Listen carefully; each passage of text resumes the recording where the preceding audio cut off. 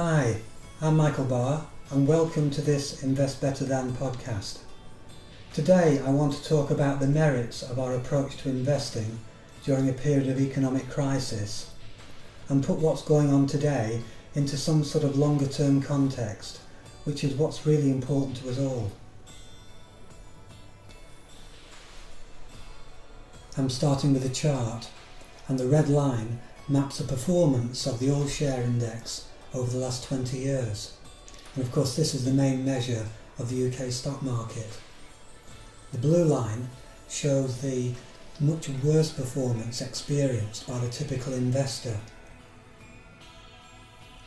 Perhaps people should take more notice of Warren Buffett, one of the most successful investors of all time. When asked, his advice was to look for low costs and reliable returns.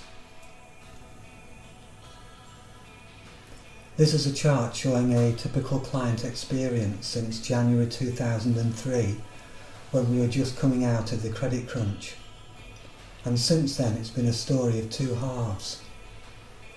The market has gone up 40%, whereas a balanced portfolio, a mix of growth and defensive assets, has beaten that by about 2% a year.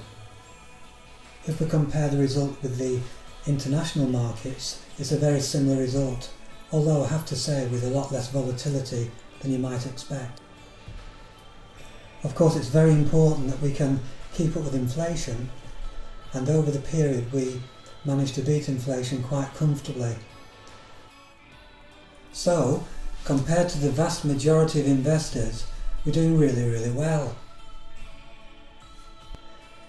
Just by turning our back on speculation and guesswork and focusing on what the academic evidence tells us, we're outperforming the vast majority of investors.